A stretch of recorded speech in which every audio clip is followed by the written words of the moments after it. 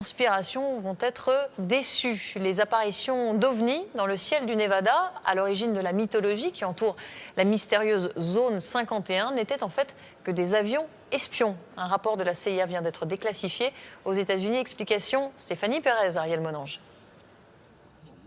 Elle a alimenté tous les fantasmes. La mythique zone 51, la fameuse base secrète américaine construite au milieu du désert du Nevada.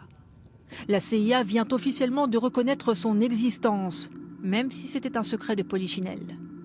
Les théoriciens du complot étaient persuadés que les autorités ici, loin des regards, cachaient l'existence d'extraterrestres et y menaient des expériences. Ce sont des lumières oranges, très lumineuses. Elles montent, restent là 10 à 20 minutes et disparaissent en une seconde. Boum. Ce ne sont ni des hélicoptères, ni des avions.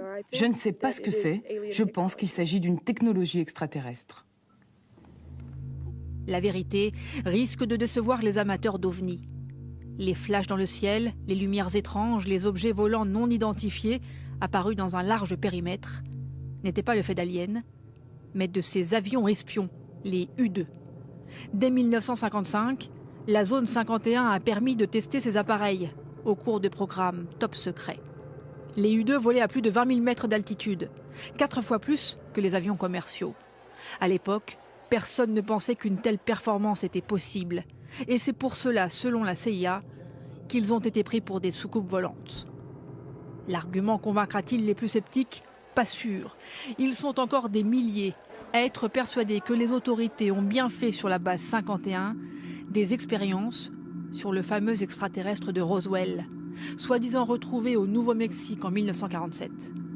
Ces images qui circulent depuis 20 ans n'ont jamais été authentifiées et la CIA n'en parle pas dans les documents qu'elle déclassifie. La légende de la base 51 a encore sûrement de beaux jours devant elle, même si la réalité est plus terre à terre.